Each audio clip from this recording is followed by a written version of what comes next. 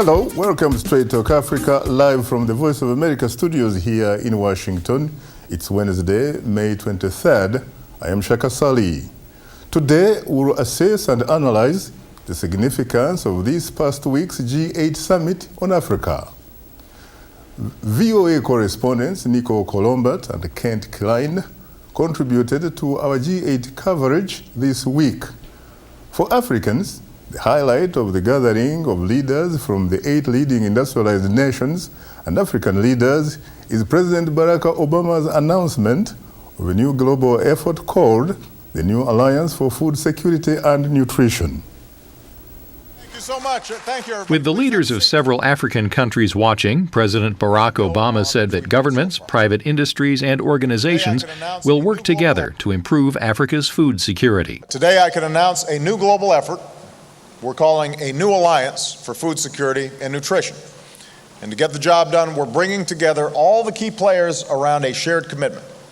At a food security forum in Washington, the president said ending hunger by making African farms more productive is a moral imperative. Because of smart investments in nutrition and agriculture and safety nets, millions of people in Kenya and Ethiopia did not need emergency aid in the recent drought. But when tens of thousands of children die from the agony of starvation, as in Somalia, that sends us a message we've still got a lot of work to do. It's unacceptable. It's an outrage. It's an affront to who we are. To emphasize the importance of food security, Mr. Obama invited the leaders of 4 African nations to attend the G8 summit and to discuss the issue. The president of Ghana, John Mills, said making food more plentiful would make societies more secure. When you talk about food security, nutritional security, you are at the same time talking about health security, economic stability, political stability. Now, without these elements, you will struggle with democracy.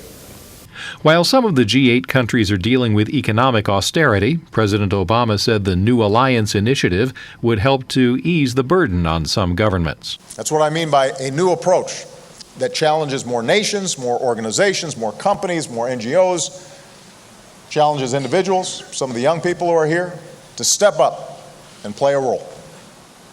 Because government cannot and should not do this alone. This has to be all hands on deck. But Mr. Obama said private contributions cannot take the place of a government commitment. He said the United States will continue to make what he called historic investments in development. The new food initiative is intended to build on a 2009 food security effort that brought $22 billion in pledges. President Obama! President Obama! Stop! Stop! Stop! Several hundred Ethiopian activists came from across the United States to protest meetings involving Ethiopian Prime Minister Meles Zenawi, who has been in power since 1991. The United States is a major aid contributor to Ethiopia, whose leader has been accused of restricting freedoms, including those of the media. Discussions with African leaders have focused on boosting outside agricultural investments, but one protester, Mohamed Abdo, warned against pouring any outside money into Ethiopia. They use this money to buy and to suppress the people, not for the benefit of the people. So we have, first of all, we need to have a free election. If you don't have a transparent government, if you don't have rule of law, you don't know how those contracts are executed. Are they in the best interest of the Ethiopian people in the long run? We don't know. Sagai said Americans should be concerned their tax dollars are being misspent on projects involving undemocratic countries.